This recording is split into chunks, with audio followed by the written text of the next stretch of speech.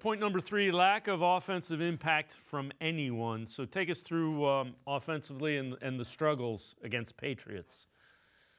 Well, you're going to see here, Dylan doesn't see the drop by the linebacker who was on the line of scrimmage, and he throws it right to him. Now, as you look through the play, there was no one open, and that's not Dylan's fault. Dylan's fault is throwing it to the defense, and then this one's all on him, where he's throwing the ball away, but there's got to be somebody in the area. And what you saw, in my opinion, is just his inability to carry the load. And you see constantly there's pass protection issues and there's pocket issues, and then he misses, and then there's a drop, and then he misses a big seam, and it's a combination of everything. And I don't think Dylan Gabriel has played terribly, not nearly as terrible as everyone has said.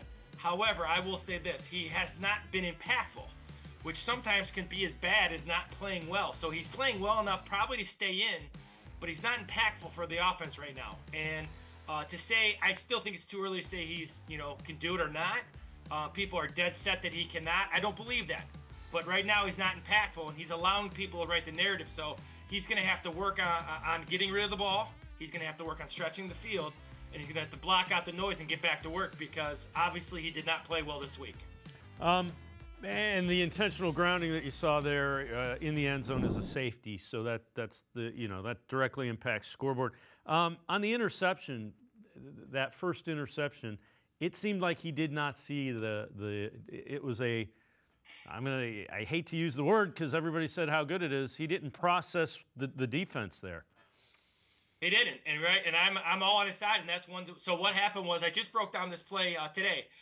They look good. They start off with two safeties, and then they roll one safety down in the middle of the field as a robber. And the Browns run so many of those dig routes and slant routes that robber was going to take away third down. He's going to take away those slants. He saw that, pulled the ball back down. But what he didn't see is he thought Spillane, who was on the line of scrimmage, he thought Spillane was blitzing. Spillane was showing, but they actually brought the blitz from the other side, and Spillane dropped. And when you watch it from the end zone, he doesn't see Spillane drop because his eyes are to his left, looking for his read on the bunch set. So really nice design by the Patriots, and hopefully it's something he learns from and can pick up some keys on what happened. So when you look at it, is it, and I know the line, I didn't think the line was really an issue. He had time to throw a number of times and couldn't connect. That, to me, was the most concerning thing that I saw relative to Dylan Gabriel. Is it the wide receivers? Is it the scheme? What do you fix first, I guess? Because there's 5 things that need to be fixed, and you've been in a situation like this.